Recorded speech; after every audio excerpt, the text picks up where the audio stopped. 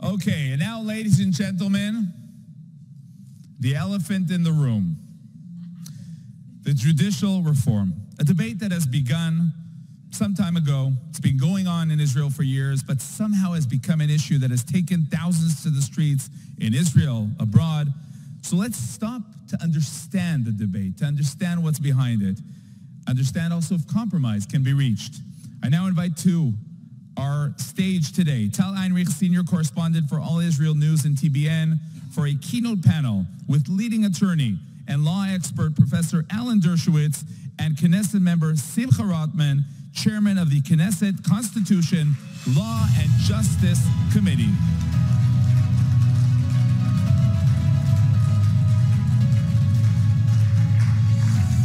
Thank you, Yoni. Thank you, gentlemen. It's a pleasure to be here. You said the elephant in the room, Yoni, and I think we have a few elephants in the room. We will get to the judicial reform in just a moment, but first I want to ask Simcha Rothman. Wait for the music to, yes. I'm not an elephant in the room. I'm a donkey because I defend Democrats, not Republicans. So. All right. So, Simcha, not to say that you're an elephant, but you've been the talk of the day in Israel over the past 24 hours, and we want to address this incident in which protesters, some would say an anti-government activist, harassed you on the street, was walking after you for a few blocks here in New York City, shouting in your ear constantly with a megaphone, trying to express, you know, her First Amendment rights, being here in the U.S., she would say. But you seized the megaphone away from her and really grabbed the attention of the press in Israel. What's your comment about this? It's quite a simple issue because there were demonstrations outside of the place that we had dinner.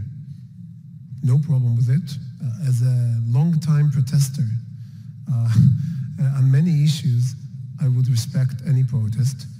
To go for 10 blocks, for 20 minutes basically, after a couple, I was there with my wife, and use megaphone after we ignored them for a few blocks because they were not using megaphone.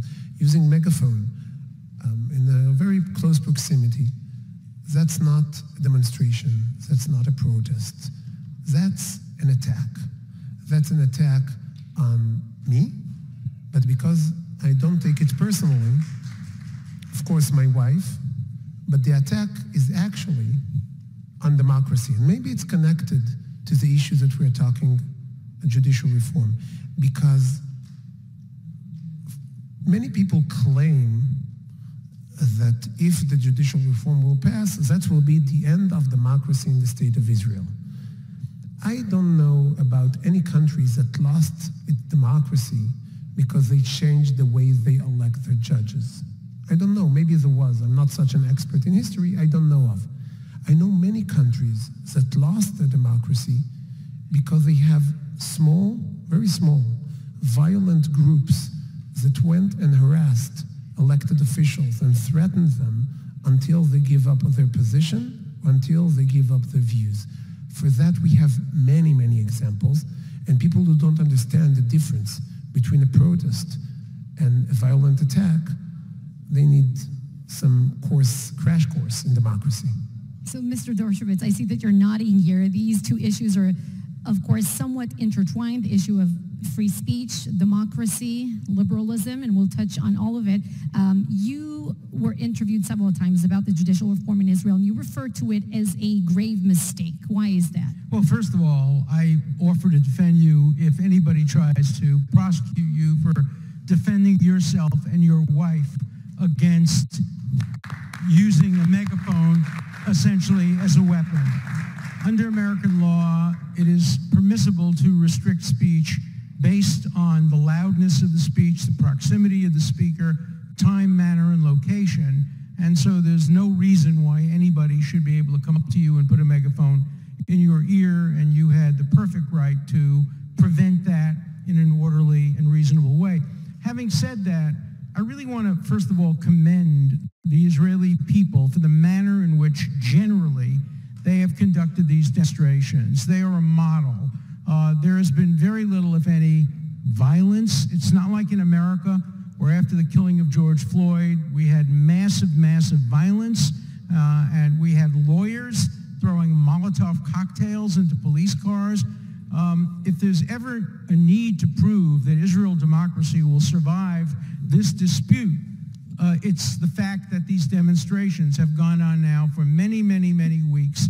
My own preference is to not allow demonstrations in front of the homes of people like Aaron Barak or the homes of others who are private citizens. It's okay to demonstrate in front of the home of the president, in front of the home of the prime minister. Those are public places. But I don't approve of demonstrating in front of the homes of private citizens, even people who used to hold high positions of power. Having said that, I think both sides have misused the term democracy and have overstated the dangers to Israel if either side prevails. I agree with you that there would not be a danger to democracy if, in fact, the courts were somewhat weakened and didn't have the authority it had today. But I also think that if the courts were strengthened or maintained the way they are, we have democracies, America is an example of that, in which courts make some of the most important decisions, taking them away from the legislature. So my goal, and the reason I insisted that we have a conversation rather than a debate, is to try to bring us closer together. This is exactly the kind of issue that's a matter of degree, and where both sides have to compromise a little bit. Should I just lay out briefly what I think can be done? But I think let's backtrack just a little because let's circle back to this because, people in Israel have been engaged in this fierce public debate over judicial reform for what, like 22 weeks now, 23 weeks? 22 years. But I want to say for Mr. Rothman, it's been, a top priority for you personally for over a decade as a lawmaker, but not only as an activist, as a lawyer. You've been studying this issue specifically in Israel, but also studying other judicial systems from around the world. Why are you so convinced that Israel is desperately in need for a fundamental change to its judicial system? I have to say, I need to start with two short stories. The first story is the reasons that, I don't know if Professor Dershowitz knows, but one of the reasons I chose the path to be a lawyer is him. Meaning, when I read about him and I read about the cases that he took, even cases that, the most famous case, the case in Skokie, is that you go according to the rule of law, against what you think is moral, which he got a lot of criticism. I think what he basically, you can say if he wants later, but he said this is the rule he should apply. The rule should apply even if all my bones ache when I need to help those terrible people that wanted to shout. It was a neo-Nazi protest near Skokie, where a lot of Holocaust survivors lived. So, and I thought that this is a reason to become a lawyer. This is a reason to invest in the rule of law that is different from what you think is right, what you think is just. It's important because that's what can keep a society together where there are disagreements. This story goes directly to a story. I started Meshilot, the organization, the Israeli Movement for Governability and Democracy, 10 years ago. And I worked on this issue a little bit before. But I think I became more committed in 2015. In 2015, two things happened. One of the Knesset members said that you should go over the Supreme Court with a D9 excavator. I don't know if you remember this quote. Demolished the Supreme Court. It was connected to one of the rulings about Ammona, if I remember correctly. And everyone was very troubled. Some supported, some said it doesn't matter. But it was a very harsh thing to say. It doesn't matter what you think about the case. The other thing happened in quiet, did not make it to the news. And that was an interview by Chief Justice, then former Chief Justice Aaron Barak. And he was interviewed to one of the law reviews in Israel, of one of Haifa. And the interviewers asked him, what will happen if the court will say something and the government will say something else? It was 2015. I wasn't in government then. It wasn't judicial reform. It wasn't the end of democracy. And Chief Justice Aaron Barak said then something he did not say when he was asked the same question 20 years before. He said, in this case, the army will decide. If the chief of staff will send his tanks to protect the court will prevail. If he will send it to the Knesset will prevail. And I said, if a Knesset member speaks about D9 excavator, and former Chief Justice, who gave a totally different answer a few years ago, is talking about tanks, and by the way, it's against the rule of law to speak like that even, we need to solve this problem, and we need to solve it fast. We cannot status quo, and with this I probably disagree with Professor Dershowitz, status quo is not an option when you get to this kind of tensions. But you are satisfied from the status quo in Israel? Well, I don't think the status quo is an option either. Of course, Justice Barak, who I've known since 1966, and have dinner with him every time I go to Israel, as I have dinner with Prime Minister Netanyahu every time I go to Israel. I've known him since 1973. So I know the people on both sides of this. Andrew Jackson said the same thing when the Supreme Court rendered a decision supporting Native Americans in the United States. Jackson said, the court has decided and now let them enforce it. No, that's not the way it should be in Israel, and that's not the way it should be in the United States. There has to be respect for the courts, respect for the judiciary. It has to be self-enforcing. The way for many years it was difficult after Brown versus Board of Education. Half the country did not believe in integrated schools, just the way today half the country doesn't believe that a woman has the right to choose an abortion. And as you said, the rule of law requires you to accept things that you don't believe are necessarily correct, and that includes judicial decisions. Look, I think that the Supreme Court, under my dear friend Aaron Barak, went too far in a lot of ways.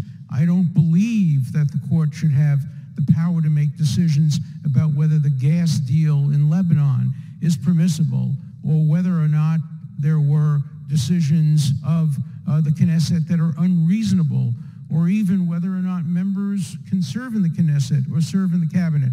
Those are political and economic decisions.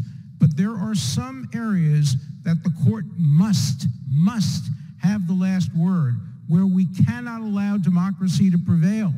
That is, courts are supposed to be counter-majoritarian. Let me give you one striking example.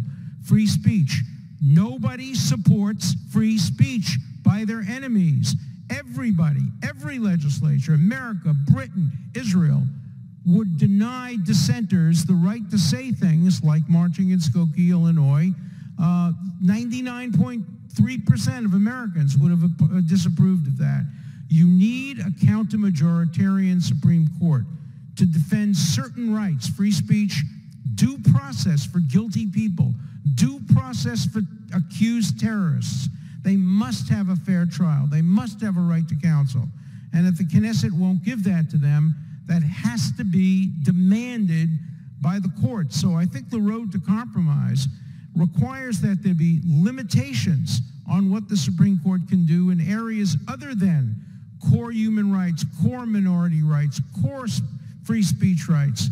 But there have to be constraints on the court when it comes to political, economic, or decisions regarding reasonableness. That's the road to compromise that will permit Israel to thrive as one of the strongest democracies in the world, with a strong judiciary, a strong legislature, a weak president.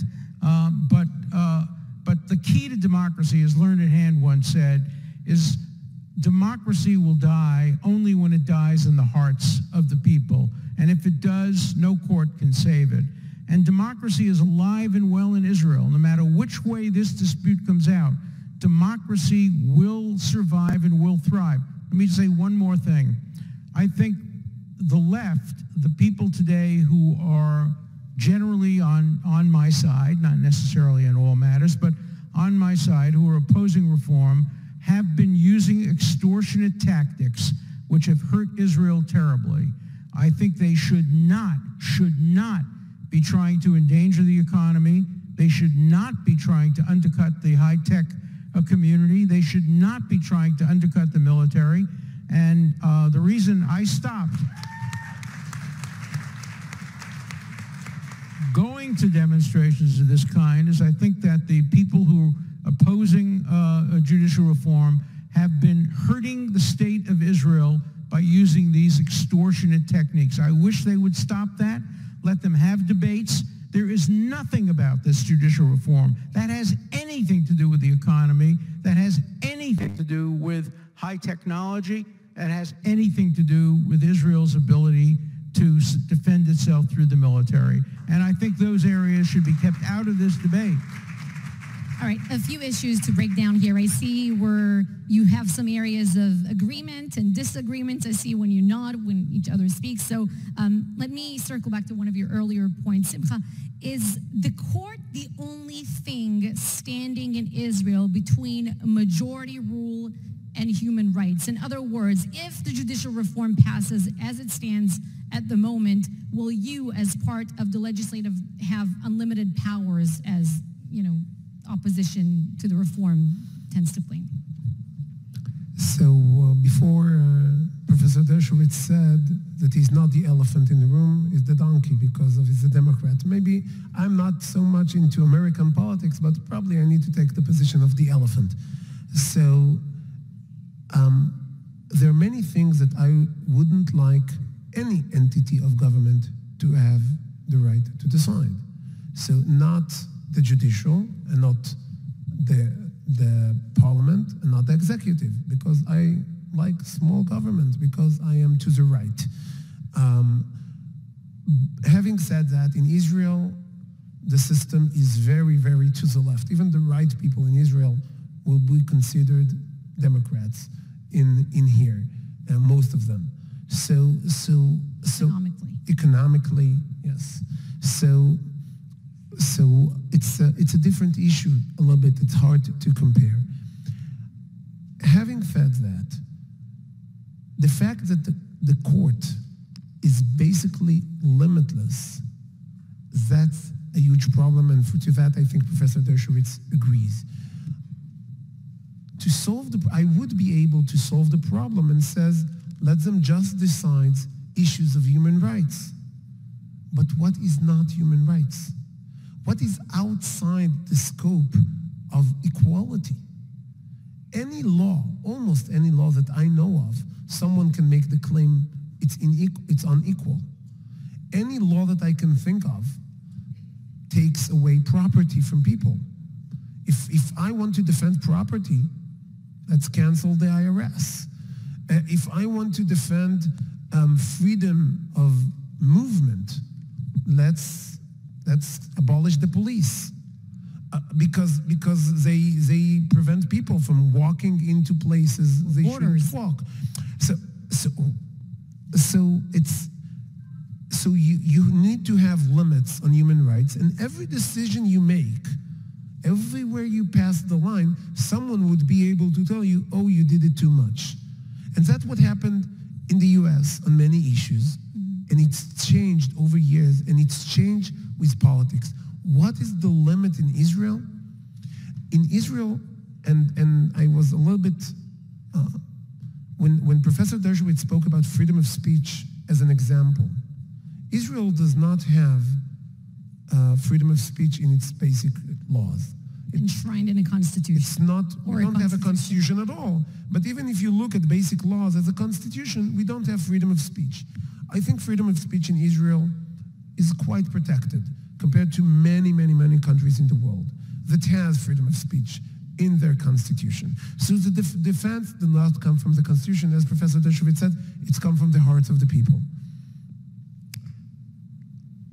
But the court, in 3 different cases, took away freedom of speech from the people that the Knesset gave. When the court canceled the law of Arutz Sheva, where are we sitting now? We are sitting now in a convention, it says here, Arutz Sheva. The Knesset legislated that Arutz Sheva was the only outlet for the right for many, many years will be able to broadcast, giving freedom of speech. Who took this freedom of speech? The court canceled the laws, and the judicial system and the prosecution prosecuted everyone who was involved in Arutz Sheva, while not prosecuting people who were involved in other radio stations. And the second example? And the second example, I want to go to the third, really. Thank you for the hint. Just recently, there is a huge corporation in Israel that is funded by the government and broadcast news and media and do podcasts. It's called the Israeli Broadcast Authority. It's getting from taxpayer money almost $1 billion shekels a year.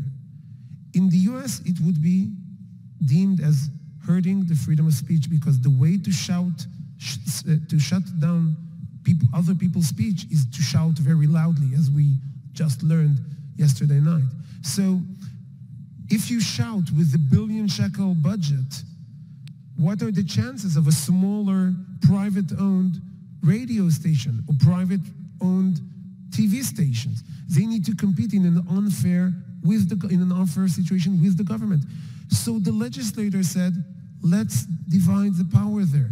Let's not have this kind of broadcasting authority that broadcast the news, which is the most delicate issue that you don't want the government to be involved with.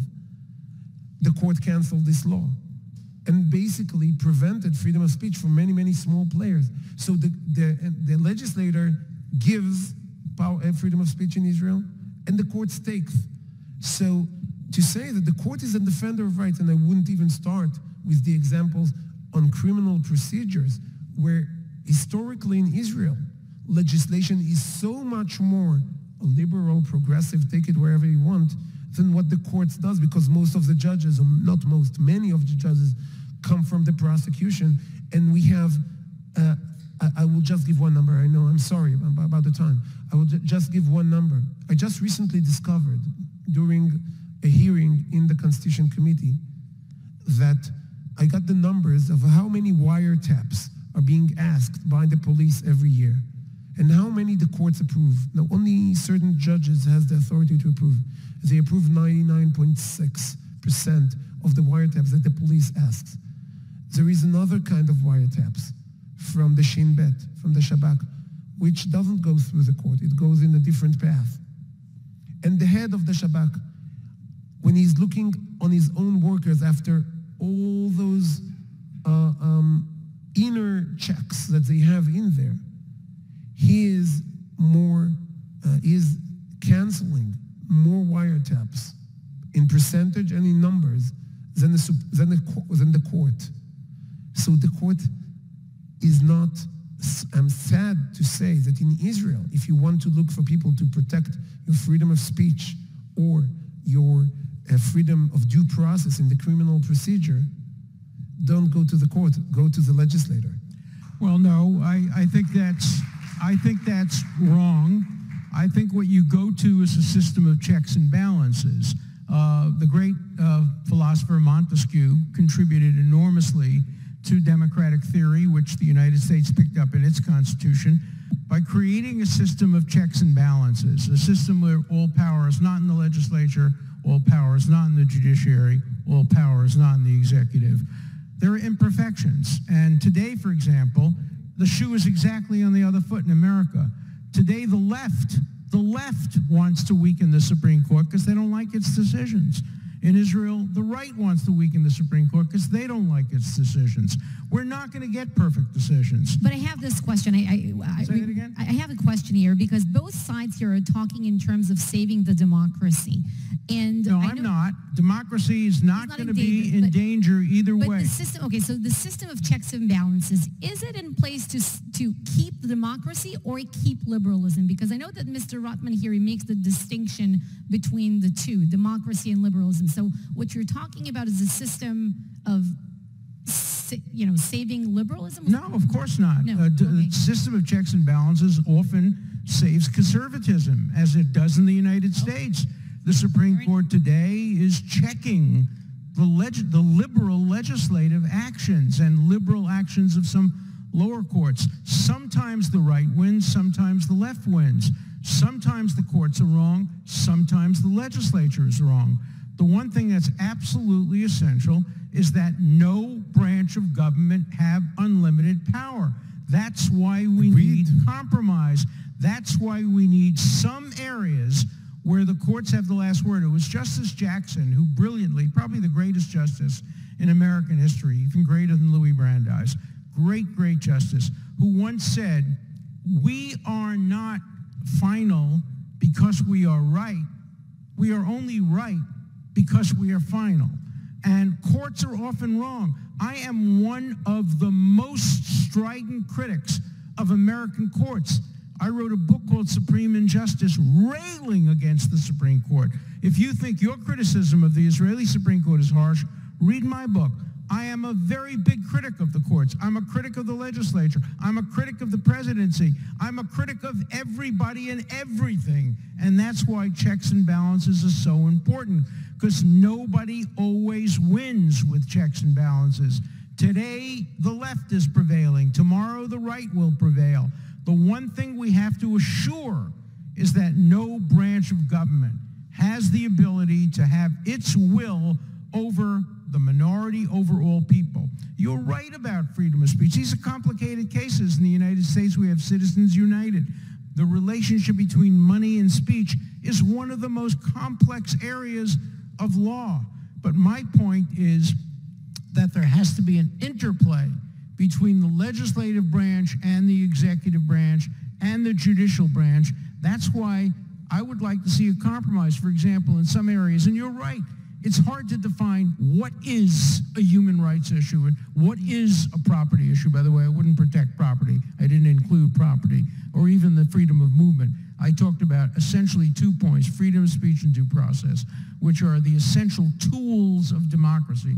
There's always going to be a dispute between that. Every judicial system has that. The question is, can it be resolved in a way that doesn't give more power to one branch than others? And that's what I think a compromise will bring about, where the Supreme Court has the final word on some issues, but not on other issues. We haven't even had time, and we don't have time, to talk about how you select the justices. That, to me, is the That's a biggest small issue barrier no one cares to in what's Israel. going on in Israel today. When I spoke to all the people, and I've spoke to all the people in Israel, they were all prepared to compromise on this issue of whether override should be permitted on all or only some decisions, what the number should be in override. Where the real problem is in who picks the judges. Okay.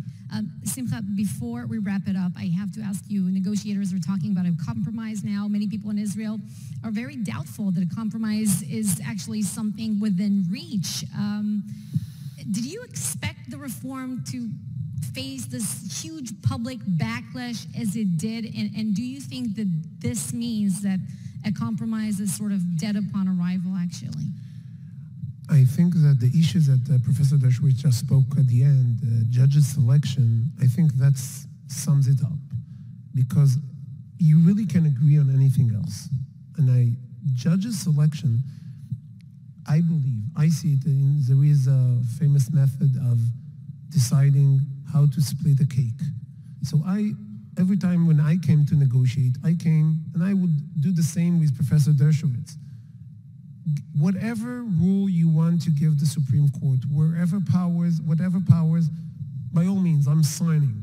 You want the court to cancel laws? Okay. You want the court to cancel basic laws? Okay. I appointed judges. And then suddenly everyone understands that, I don't want an entity all-powerful. I believe that in Israel, the left wants to give more power to the courts, not because checks and balances, because the court is unchecked and unbalanced, and there is no decision in Israel that the court cannot make in the current situation. The left wants the court to have this all-powerful, super powerful tools to cancel and make every decision and any appointment and cancel any laws that he sees fit, because when he looks at the judges, he sees people like him or her, and when he looks at their politics, he knows that the public in Israel will never vote for them. So it's not about big issues of jurisprudence or rule of law or democracy. It's about, I want my way to win. A minority Doesn't rule. matter what the outcome of the elections.